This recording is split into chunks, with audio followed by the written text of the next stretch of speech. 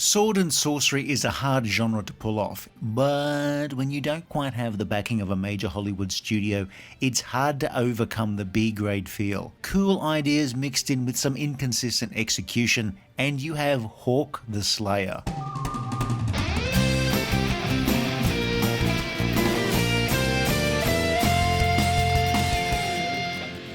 Hawk the Slayer is a lowish budget sword and sorcery movie from 1980. And despite its two American stars, it's a British film made in Britain, at a time when that phrase was more of a threat than anything else. You stay out of this, Fitzwalter. Director Terry Marcel co-wrote a script with producer Harry Robertson, with their story starting off as being a purely historical tale before adding a spell here and an invocation there, and before you know it, you're hip deep in evil ones, magic swords, and whatever this lady is doing here. By the time Hawk the Slayer began filming, magic and sorcery permeated nearly every scene of this cult classic. Wizard!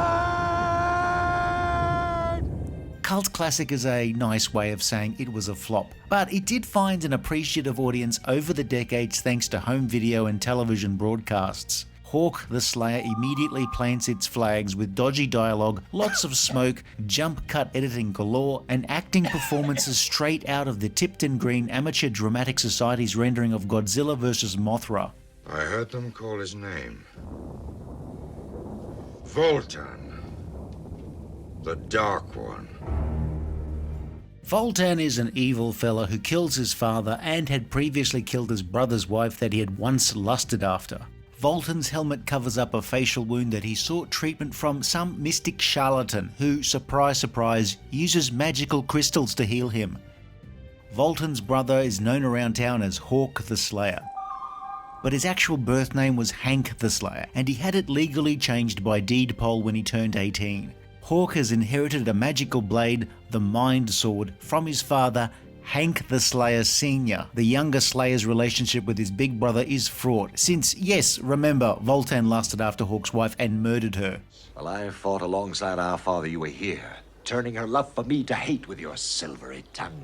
One of Voltan's raids leaves the warrior Ranulph without the ability to play rhythm guitar, though in a pinch he could manage a G major on a banjo. He's given a mission to find Hawk the Slayer and give him this coin. But for God's sake, whatever you do, don't call him Hank, only his mother calls him that. He's called Hawk. Ranulph does of course have this snazzy automatic crossbow. Take care, little brother. Watch for me in the night. This is a world of mystics, magicians, dwarves, giants and elves, but truth be told, the main thrust of the story is a mite piss weak. Voltan's villainy seems limited to kidnapping an abbess from a convent and holding her hostage for 2,000 pieces of gold, though it's possible he would accept payment in Apple gift cards. It is truly a miracle. That's it. No tyranny over the land, invasion or mass genocide. Hawk seeks the help of a sorceress known only as Woman, which is either her professional name or because this was the early 80s, no one bothered to ask. She uses her powers to teleport Hawk to wherever his team are, most of whom seem about ready to get into some bother when Hawk turns up. There's the giant Gort, a guy with a really big hammer, Balden, a roguish and chatty elf who wields a whip, and Crow, a circumspect elf who's a super fast draw thanks to the magic of jump cut editing. The quintet liberate some gold from a slaver and then use it to tempt Voltan into attacking. Some smoky battles, capture, escape.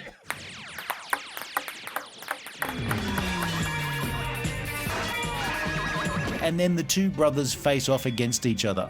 Even though Ranulph and Balden are killed and Crow is wounded, the film sort of ends with the idea that there are more adventures in store for Hawk and Gort, as, unbeknownst to them at the time, Voltan's body has been taken by spirits with a view to perhaps resurrecting him.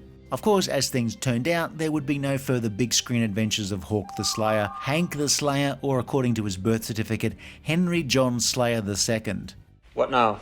Hawk the Slayer is not an amazing cinematic experience. It is, though, really fun and watchable, unique compared to the slew of fantasy B-movies that would pop up in the wake of Conan the Barbarian. There are no half-naked muscle-bound heroes with names ideally no more than 2 syllables lest the actor have difficulties pronouncing it. Hawk the Slayer does look a bit like a skinny actor LARPing in a forest with some British thesps slumming it in between gigs. Since last I fought by your side, time has hung heavy. This is less Conan and more like a D&D campaign made into a television series. Everyone is dressed for the climate at least, which is a misty forest somewhere, because in this film there's a lot of mist, fog, smoke, more mist, more fog and more smoke. If they could fill the screen with smoke, they would fill the screen with smoke, especially in all of the montages. Some of the action is well done, and at other times it's made to look disjointed by a love of jump cutting to try and speed things up. Jump cuts can do wonders when used well. They're not always particularly used well in Hawk the Slayer. There are jump cuts to pop in effects, jump cuts to simulate Ranulph's automatic crossbow or Crow's bow, and jump cuts to try and speed up the action. The glowing effects achieved by front projecting coloured light onto reflective material are quite useful in that sometimes it's the only way to see what's going on through all the smoke. A lot of the editing and direction is inconsistent in that sometimes it works and works quite well, and at other times it just flat out doesn't. The shortest route, my friend, is often the most dangerous.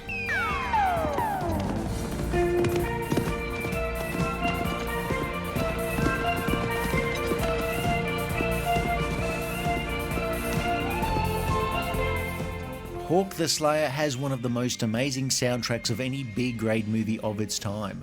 Co-writer and producer Harry Robertson's career was mainly as a composer and musician, and Hawk the Slayer's mix of orchestra and progressive rock is one of the best things about the film. Unless, of course, you really can't stand a mix of orchestra and progressive rock, in which case, sucks to be you. The music also helps to make those various travelling smoky montages more bearable. In places, the theme tune does bear a slight resemblance to Eve of the War from Jeff Wayne's War of the Worlds, both in terms of melody and arrangement. Greetings, Hawk. And how did the mighty Bolden come to be in this sorry mess? Too much wine. The High Abbess, Annette Crosby, is probably best known from One Foot in the Grave. I don't believe it. Bernard Bresslaw was in countless British comedy films of the 60s and 70s and was also the first Ice Warrior in Doctor Who. Believe it or not, Jack Palance's long career saw him play villains in every genre you can name. John Terry as Hawk also had a long career, but not a particularly high-profile one. He played Jack's dad in Lost, appeared in Full Metal Jacket, and was one of the many actors to appear as a Felix Leiter in a Bond film. Patricia Quinn appeared in Rocky Horror Picture Show and a Doctor Who in the late 80s. Morgan Shepherd was in everything and later moved to the US, where he was in everything all over again. Where am I? The minor characters appearing in one scene here and there are filled with familiar faces to British TV and movie viewers. Yet, the overall acting standard in this film is of a pretty ordinary level. I love your brother as he loves me. Cannot you find happiness in your heart for our marriage? It's like they only had time to do one take for the dialogue, since they had to get back to the important business of filming smoky montages.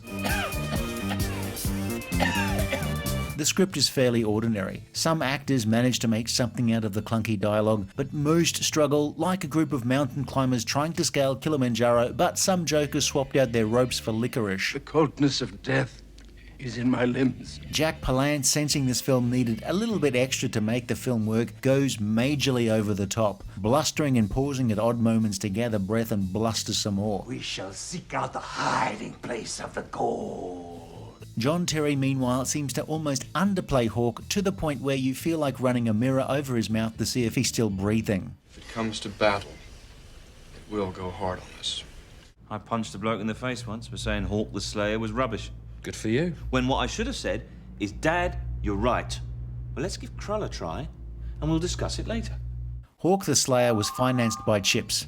Not them. Chips was a low-budget division of the major UK distributor ITC. According to the director, mega producer Lou Grade offered to take over the film as a full ITC production with a huge budget, with Marcel and Robertson moved to executive producer roles. But the pair wanted to stay with the project they had created, and so Hawk's budget stayed low. A mistake that'll cost you more than these few paltry coins.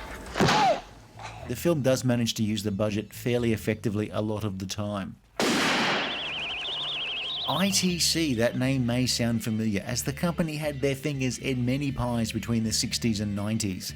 It's a long story, but the short version is Lou Grade's ITC started producing TV programs in the 50s with The Adventures of Robin Hood, and then branched out into making a wide range of programming, including most of Jerry Anderson's productions, as well as action series like The Saint and The Prisoner, and later on things like The Muppet Show. It's a shame we never had an LGCU, the Lou Grade Cinematic Universe, that featured crossovers where Simon Templar, John Drake, and Jason King all teamed up and were being chased by a white Jaguar driven by Kermit and Fozzie. As well as their TV catalogue, they also produced, co-produced or distributed movies generally made in Britain for a worldwide market. ITC had a big hit in the mid-70s with Jesus of Nazareth, which, depending on where you lived, was either a TV series or a feature film. But how do you top Jesus? No, the answer isn't Hawk the Slayer. Like the events of Boogie Nights, it all went to shit in 1980 when the high-profile failure of Raise the Titanic put a massive dent in the company, which of course had a knock-on effect to films like Hawk the Slayer and its run in cinemas. That bloody iceberg still causing grief all those decades later. Silence, scum. Hawk the Slayer was filmed at Pinewood Studios and on location. By the looks of it, somewhere in between a massive pile of burning tyres and a football team vaping outside of a restaurant. Hawk the Slayer would have made an amazing TV series, but as a movie it feels like an introduction to something that unfortunately goes nowhere. The moon is high, I shall return. A series of Hawk the Slayer movies could have been fun diversions in a market that would be overrun by far worse sword and sorcery movies. But, like my best laid plan to create a diamond by sitting on a lump of coal for a week, nothing eventuated. What we are left with is Hawk the Slayer, a fun movie with an amazing soundtrack. If you enjoyed this video, please like and subscribe, leave a comment below, or check out some of our other videos.